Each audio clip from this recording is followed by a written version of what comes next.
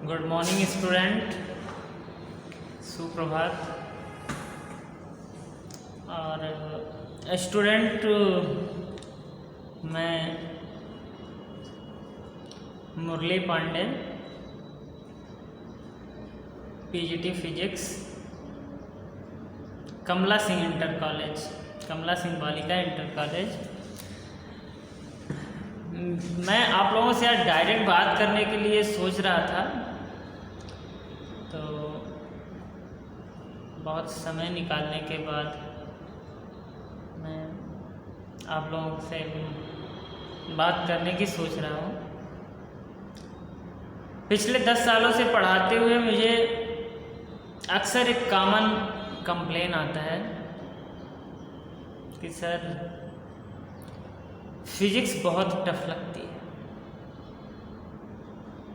Physics बहुत कठिन होती है, फिजिक्स बहुत बोरियत लगती है। सर सबसे ज़्यादा एक ही कमेंट, सर फिजिक्स बहुत बोरियत लगती है।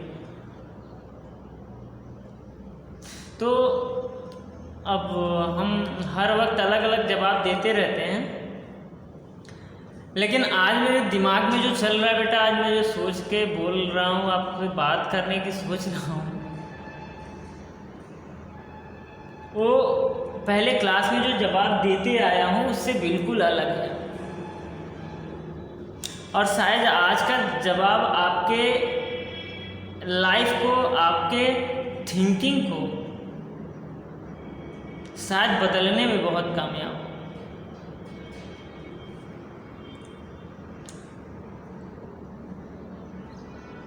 उसके पहले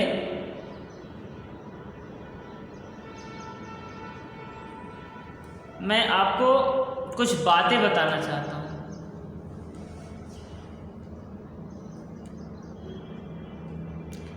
कि आखिर ऐसी क्या प्रॉब्लम होती है कि फिजिक्स बहुत आपको टफ लगती है, आप फिजिक्स पढ़ना नहीं चाहते, आपका फिजिक्स में इंटरेस्ट नहीं आ पाती। अक्सर यही आपकी कंप्लेन क्यों आती है? दूसरा बच्चा क्या कंप्लेन करता है कि सर हम तो, मेरा फिजिक्स बहुत इंटरेस्टेड भी है और हम पढ़ते भी हैं तो न्यूमेरिकल सॉल्व नहीं होता। और सब कुछ के बाद सर मार्किंग नहीं हो पाती, मुझे नंबर बड़े कम आते हैं,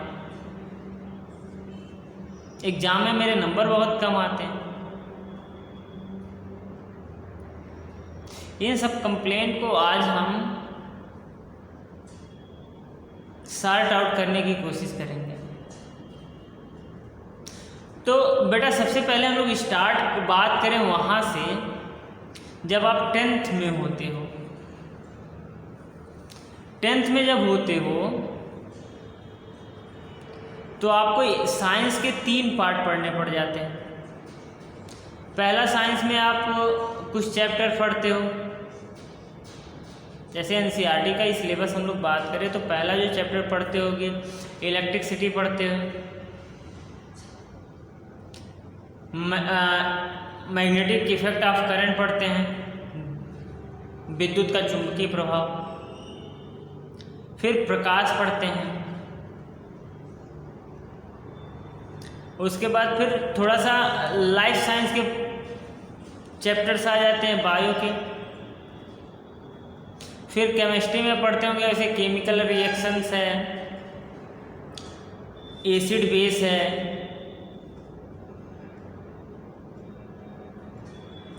पीरियोडिक टेबल है, ऑर्गेनिक केमिस्ट्री है।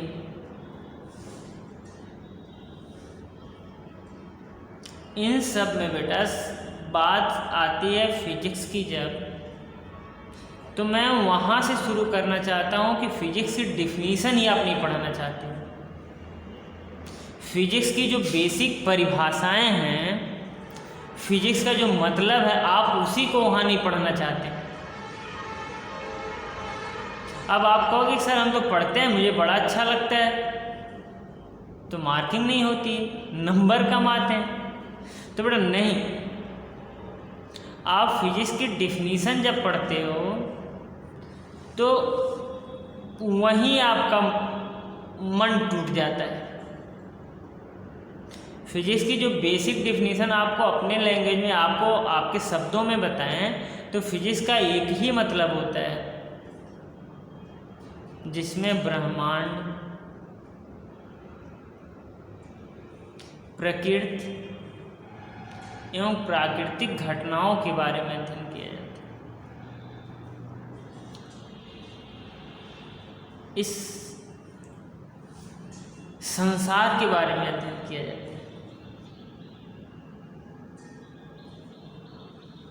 ठीक है, अब मैं कहूँ आपसे कि आपको पृथ्वी के बारे में अध्ययन करना है, धरती के जिसके बारे में हमको रहना है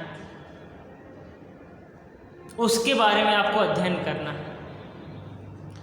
तो क्या बेटा ये सुन के रखे हो, आप पढ़ के भी रखे हो कि पृथ्वी गोल है, एकदम एक बॉल की तरह थोड़ा सा गोल है। हाँ, उनमें रेडियस का डिफरेंस आता है, 21 किलोमीटर रेडियस का अंतर आता है, लेकिन हम लोग जनरली मानते हैं कि ये गोल है। क्या आप कभी देखे हो कि कैसी है? नहीं। क्यों? क्योंकि अर्थ के सरफेस के बाहर तो हम गए नहीं कभी ना। अर्थ का जो अपना ग्रेविटेशनल फील्ड है उसके बाहर तो हम गए नहीं, तो कैसे पता चल सकता है कि ये गोल है? कुछ लोग गए, कुछ लोग ऑब्जर्व किए, तो उन्होंने किताबों में लिख रखा, तो आप और हम पढ़ते आ रहे हैं।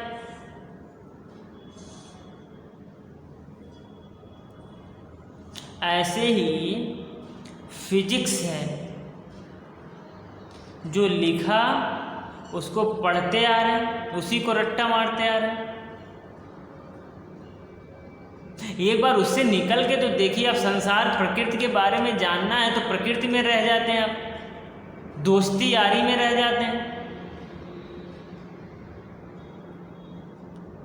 इंजॉय में रह जाते हैं। जो सब्जेक्ट इंजॉय दे दिया, आसान हो गया, सरल लगे, उसमें आप रहने लगते हो।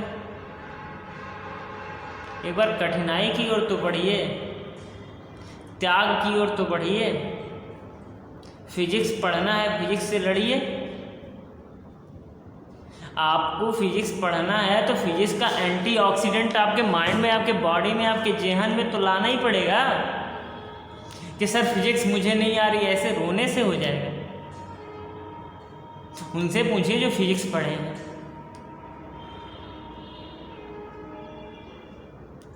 कि वो कैसे फिजिक्स पढ़े, उनको फिजिक्स क्यों इतनी आसान हो गई। मैं आपको आपका एग्जाम्पल तो नहीं दे सकता, लेकिन आपको एग्जाम्पल में उस महान व्यक्तित्व के बारे में देना चाहता हूँ जो 9 सालों तक स्कूल में एडमिशन नहीं ले पाया था, पागलों जैसा था। 9 साल के बाद जब स्कूलों में उनको एडमिशन मिला, स्कूली शिक्षा मिली, तो उनको वहाँ मूर्ख कह के निकाल दिया गया।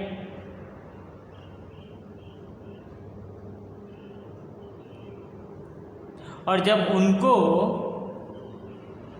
कोई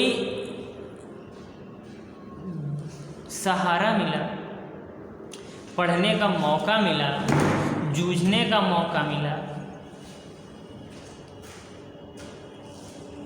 तो उन्होंने दुनिया बदलने की सोच ली। जितनी फिजिक्स आई हुई थी, जिस न्यूटन साहब के मास इनटू एक्सीलरेशन F=ma जैसे फॉर्मूले पे लोग राज करते आ रहे थे 200 सालों से, 300 सालों से, जिस न्यूटन्स लॉ को लोग पढ़ते आ रहे थे। बहुत सारी चीज़ें जो न्यूटन्स लॉ से एक्सप्लेन नहीं हो रहे थे, उसको लोग एक्सप्लेन करने की सोच नहीं रहे थे, उसको छोड़ दे रहे थे, और उसको चैलेंज करके एक नया फिजिक्स लाने वाले महान वैज्ञानिक आइंस्टीन साहब की बात कर रहे हैं। बेटा, वो फिजिक्स पढ़ने के लिए आप 10th लेवल में पढ़े होंगे कि वो 2 बीवियों को डाइवोर्स दे चुके थे। 2 शादियाँ की हैं और दोनों को डाइवोर्स दे दिए।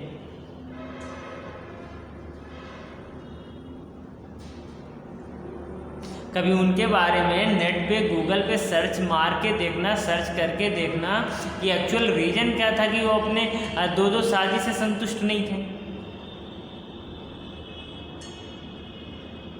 असलियत में उनको फिजिक्स के अलावा कुछ दिखती ही नहीं थी। उनके जेहन में बैठा हुआ था कि हमको दुनिया के लिए कुछ करना है, इस संसार को एक्सप्लेन करने का हमको अलग तरीका चाहिए। और जो न्यूटन्स लॉ नाभिक के चारों ओर घूमते हुए इलेक्ट्रॉन के लिए एप्लीकेबल नहीं हो रहा था,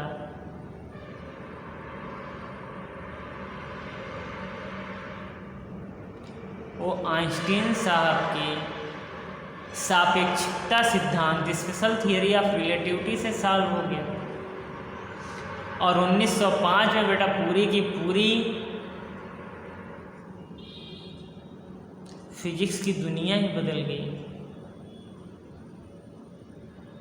और वहाँ से बहुत सारे नए नए रिसर्चेज आने लगे, नए नए प्रयोग होने लगे।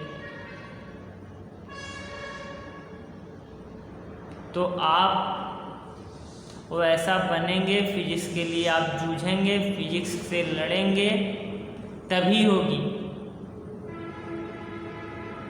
आपको बीमारी है तो बीमारी से लड़ना पड़ेगा। हार मान के बैठेंगे कि हमको ये बीमारी हो गई, नहीं ठीक हो रहा है, हमको ये चीज़ें नहीं समझ में आ रही, तो नहीं आएगा। फिजिक्स उसी को आती है जो फिजिक्स से लड़ता है, फिजिक्स सीखना चाहता है, उससे आती है। आप कितने टैलेंटेड हो, आप कितने शार्प माइंड हो कि सर हम तो कैलकुलेशन 2 सेकंड में कर लेते हैं, मुझे पूरी हिस्ट्री याद आती है, मुझे सब कुछ तुरंत याद आ जाता है। इससे फिजिक्स से कोई लेना देना नहीं है। यदि आपको बिल्कुल कुछ भी नहीं आता है तो आपको फिजिक्स आएगा। आप फिजिक्स सीखेंगे तब फिजिक्स आएगा, फिजिक्स से लड़ेंगे तब फिजिक्स आएगा। आपके शार्प माइंड से फिजिक्स में कोई खास रिलेशन नहीं है। और दूसरी बात बेटा, विद्यार्थी होने के लिए, शिक्षा लेने के लिए आपको सरल होना बहुत जरूरी है। आपको सरल होना बहुत जरूरी है। आइंस्टीन साहब की एक मैंने थॉट पढ़ा हुआ है कि जिस दिन विज्ञान अपने चरम सीमा पे पहुंचेगा, जिस दिन विज्ञान अपने चरम सीमा पे पहुंचेगा, उस दिन विज्ञान को ये पता चलेगा कि ईश्वर और प्रकृति में क्या अंतर है। ईश्वर क्या है, प्रकृति क्या है, भौतिकी अध्ययन क्या है, ईश्वर का अध्ययन क्या है। ये शब्द मैं नहीं कह रहा हूँ, ये महान वैज्ञानिक जिन्होंने धरती पे बैठ के आसमान के सितारों के बीच का अध्ययन किया, उस महान वैज्ञानिक आइंस्टीन साहब की मैं बात बता रहा हूँ कि जिस दिन विज्ञान अपने चरम सीमा, उत्कर्ष सीमा पे पहुँचेगी, उस दिन उसको प्रकृति और ईश्वर के बीच संबंध क्या है, क्या अंतर है, समझ में आ जाएगा। तो बेटा फिजिक्स पाने के लिए आपको ईश्वर के पाने जैसी तपस्या करनी पड़ेगी। भौतिकी सीखने के लिए भगवान की पूजा करनी जैसे आपकी भौतिकी की पूजा करनी पड़ेगी। और पूजा करने के लिए, भक्त होने के लिए या छात्र होने के लिए, शिष्य होने के लिए आपका सरल होना बहुत जरूरी है। एक खाली घड़ा हो, एक खाली गिलास हो, तो उसी में जल या अमृत या विष कुछ भी डाला जा सकता है। लेकिन आप अपने दिमाग में, अपने घड़े में, आप अपने गिलास में कुछ भर के रखे हुए हैं, चाहे वो निर्मल जल हो, चाहे अशुद्ध जल हो। दूसरी कोई भी चीज़ डालोगे, कोई भी ज्ञान डालोगे, कोई भी जल डालोगे, अशुद्धता आ ही जाएगी।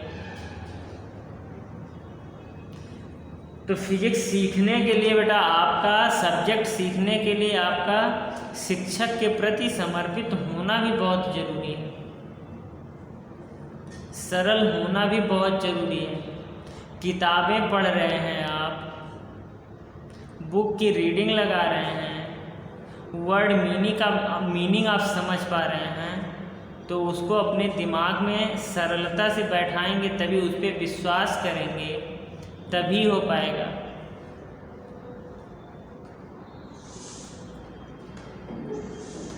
मैं एक कॉन्फ्रेंस में बंगलौर यूनिवर्सिटी में गया, अपनी कहानी मैं आपको बता रहा हूँ। वहाँ के एक मेरे बड़े अच्छे सीनियर मिले, आज इजराइल में वो साइंटिस्ट हैं और मेरे गुरुकुल के मित्र भी हैं और भाई भी हैं।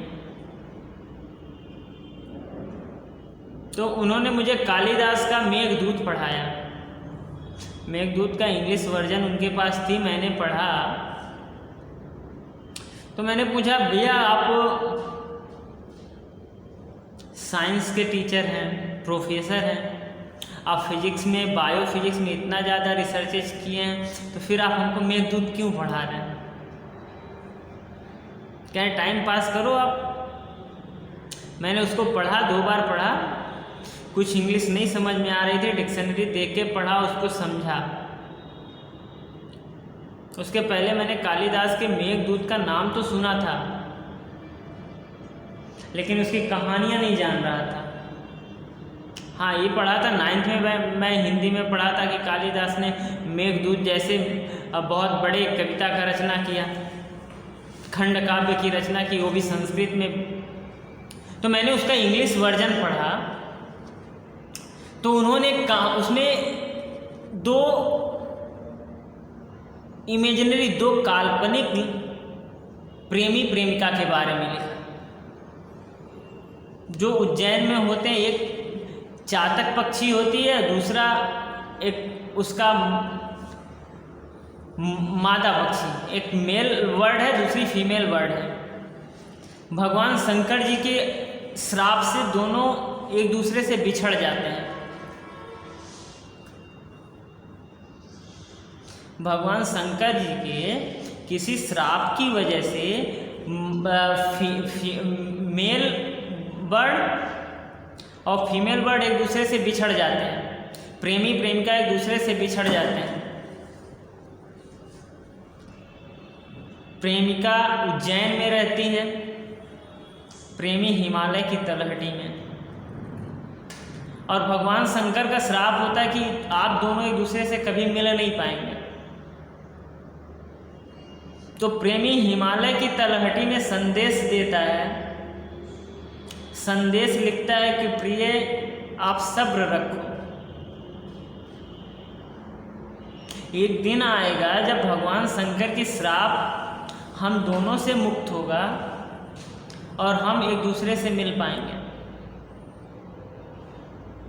अब हिमालय की तलहटी से उस पक्षी का संदेश लेके उज्जैन कौन आए? मध्य प्रदेश में उज्जैन कौन लेके आए? तो बादलों पे अपना संदेश छोड़ देता है। बादलों में लिख के, बादलों को बोल के अपना संदेश छोड़ देता है, और उस संदेश एज इट इज जैसा उन्होंने बोल रखा था वो पहुंच जाता है उज्जैन में उसकी प्रेमिका के पास। मैंने पहले ही बोल रखा था कि ये कालिदास की कल्पना थी। उन्होंने सपोजिशन किया था, उन्होंने माना था कि ऐसा हुआ होगा, क्योंकि जब कालिदास थे तो ना तो शंकर जी का दर्शन हुआ, ना तो ऐसा कोई बात आई। लेकिन उन्होंने संदेश में क्या लिखा, कि वो पूरा का पूरा संदेश जो मेल बर्ड प्रेमी ने अपना संदेश जो लिखा वो पूरा का पूरा एज इट इज बादलों को दिया, बादल ने उसको उठा के वहां से लाके प्रेमिका को दिया। प्रेमिका उसका जवाब लिखती है, बादलों को देती है, वही बादल वही मेघ उन दोनों के बीच का दूत बन के उस प्रेमिका का संदेश हिमालय की तलहटी में प्रेमी के पास पहुंचाता है। जब कालिदास जी ने लिखा इसको, लोगों के समक्ष गया तो लोग उनका बहुत उपहास उड़ाए कि ऐसा कभी संभव है कि बादल संदेश पहुंचाए। वैज्ञानिकों के बीच गया, जो शुरू में साइंस डेवलप हुआ था उनके बीच जब लोगों ने कोई चर्चा किया कि भारतीय कवि कालिदास ने ऐसा भी लिखा है कि बादलों से संदेश जा रहा है, तो इसी कालिदास का मजाक उड़ाया गया।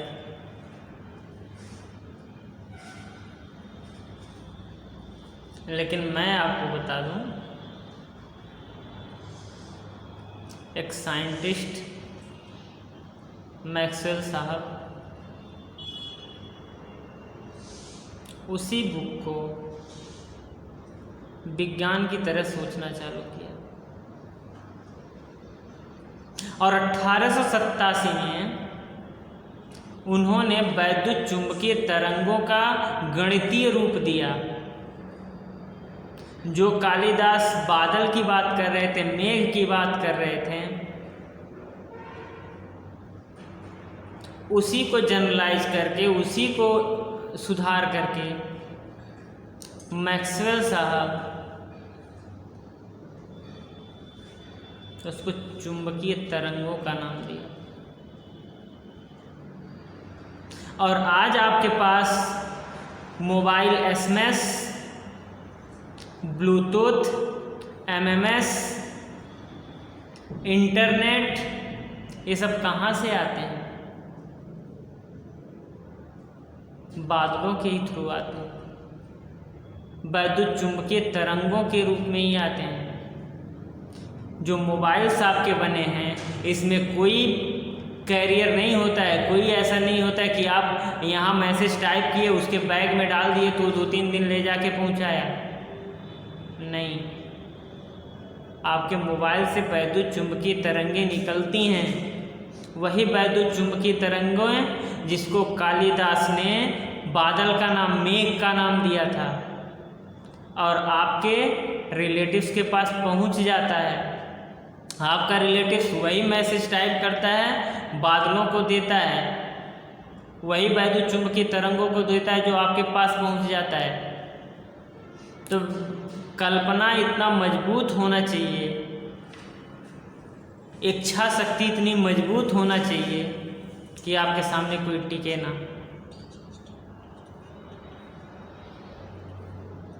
जिस कालिदास का मजाक उड़ाया जाता था, उसी कालिदास के सिद्धांत पे आज इंटरनेट, मोबाइल सब बने पड़े।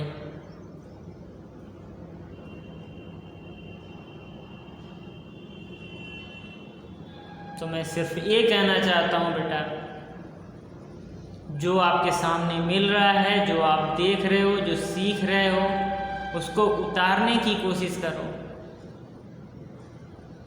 उसको प्रूफ करने की कोशिश करो। हार मान के कि मुझे ये चीज़ नहीं आ रही है, आप दुखी हो तो इससे नहीं आने वाली है। जब आपके अंदर स्टेमिना रहेगी, आप अपने अंदर जुनून पैदा करेंगे तो अगला हारेगा, फिजिक्स हारेगा, आप सीखोगे। और जब आप हार जाओगे तो फिजिक्स नहीं सीख पाओगे।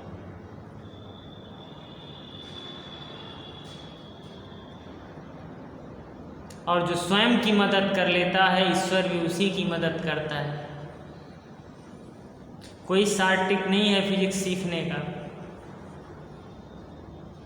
उसके लिए आपका मेहनत, आपका विश्वास, आपका शिक्षक के प्रति आपका प्रकृति के प्रति आपका लगाव ही आपके लिए उपयोगी है।